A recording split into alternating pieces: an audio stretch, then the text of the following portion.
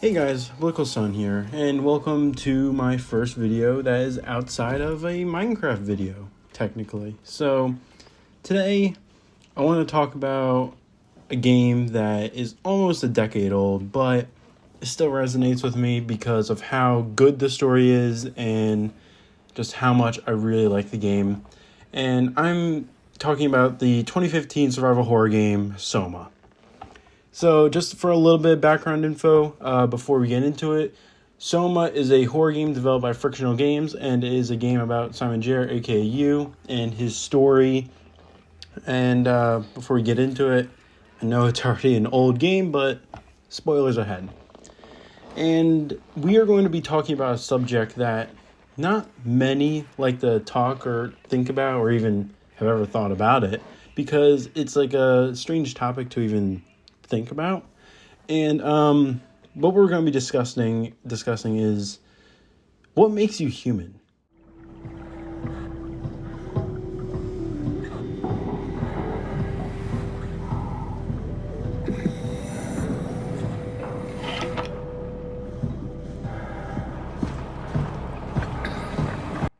And this game really makes you like question that, and it's a reason why I love this game so much. So let's just get right on into it. To start off, to give a little insight in the story, you play as Simon Jarrett, a man who has brain injury from a car accident, and basically he goes under an experimental brain scan in the year 2015 when the game actually comes out.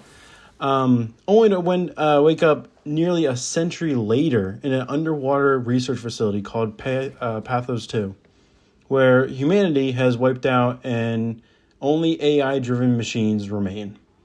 As he uncovers the truth, he realizes that his consciousness has been copied into a synthetic body, and despite his efforts to preserve the last remnants of humanity by launching a digital ark into space, he ultimately faces the existential horror that his original self is long dead, and his current existence is just a copy. And that's kind of what we're going to get into today. All right, let me just get this out of the way. You are Simon Jarrett, correct? Right. Lab Neurograph, version 6. Good. All files in order.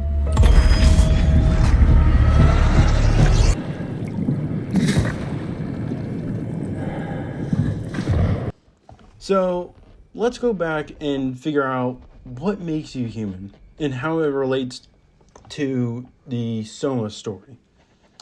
In the future, I also will upload a deep dive into the story of Soma because, once again, this game means so much to me. It's such a great game, and I hope if you guys have never played it, I really recommend you do. Obviously, be careful because it is a scary horror game. So, to get back into it, in Soma, we are confronted by many philosophical choices and challenged to choose what we think is right.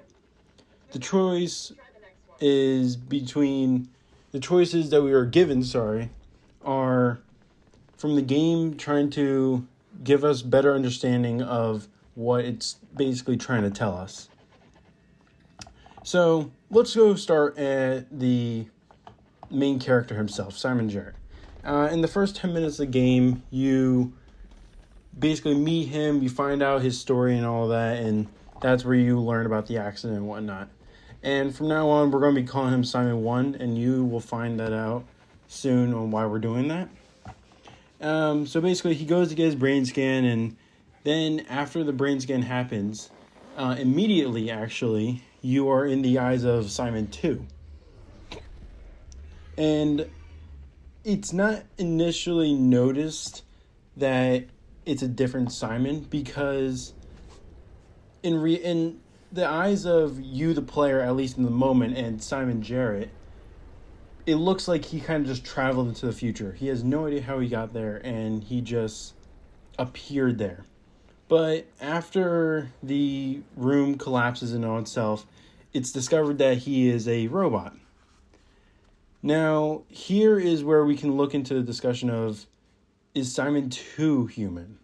Because at first glance, he even looks down. You can look down and you can see your human hands and all that. And you look all human. You have the characteristics of a human being. He has his memories, his emotions, a sense of self, However, as the story unfolds, we begin to question the nature of his existence. Simon 2 is essentially a copy of Simon 1. But does that mean he has the same rights, feelings, experiences?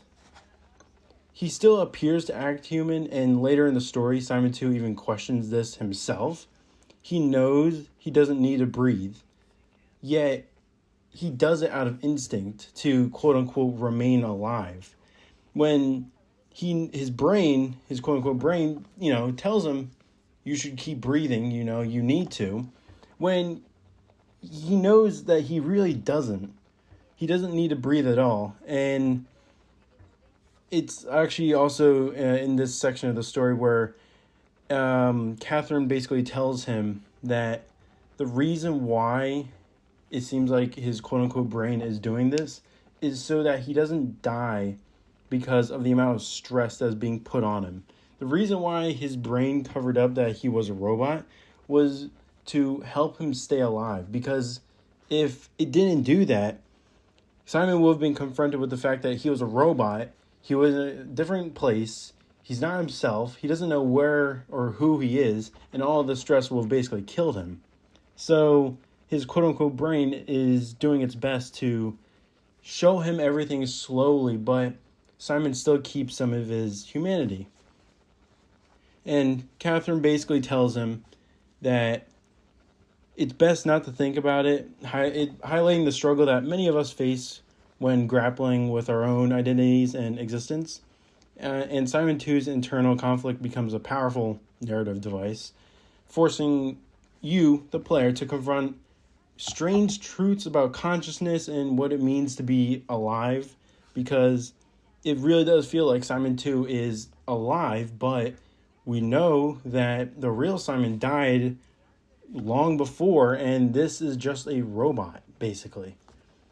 So, as Simon 2 navigates the desolate environment of Pathos 2, he encounters various creatures, some human, some machine, some even a mixture of both. And almost every robot you meet that you can talk to believes that they are a real person. They look down, and instead of seeing a robot hand, they see a human hand, like Simon 2 did in the beginning. He didn't see his robot body until his quote-unquote brain allowed him to, because of the situation he was in. And the reason why I keep putting quotes around brain is because at this point, Simon 2 is a robot. Simon 2, through the others, they're robots. So that means he doesn't have a brain. But it's very hard to describe, because he doesn't have a brain, so it's more like a neural processor that's like holding his memories together, but like making it feel like it's his brain. It's really hard to string together. But further on, Simon 2's actually first interaction with a sentient robot is with Carl Semken, when he talks to him, and Carl, in the eyes of the player, is clearly a robot. He is a pile of mess on the floor, and he's just clearly not human. But when Simon 2 asks him if he is like human, Carl, in a joking way, basically tells him, yeah, I mean, of course, I mean, look at me, I mean, I'm human. Which doesn't sound right. I mean, like, it's obvious he's a robot, he's on the floor, he's working like that. But if you think about it, you would probably make a joke and be really confused as well. If someone came up to you and said, are you a robot? Like, are you human or are you a robot? You'd be like, I'm human. Like, look at me. I'm human.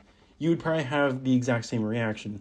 So it's why it's really hard to discern what is human and what makes you human, because there is a difference between the two. And we can get a little deeper into that by defining the different characteristics of being human. One would be emotions.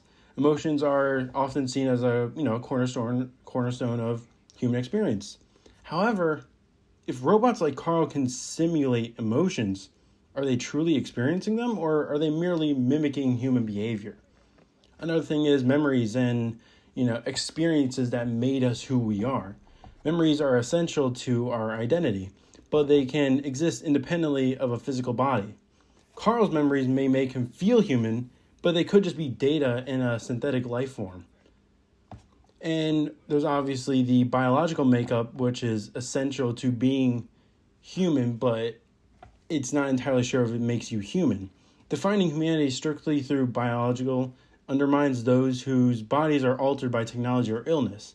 Simon too lacks a biological body, yet possesses thoughts and experiences, and challenging the notion that biology is not the only criterion for humanity.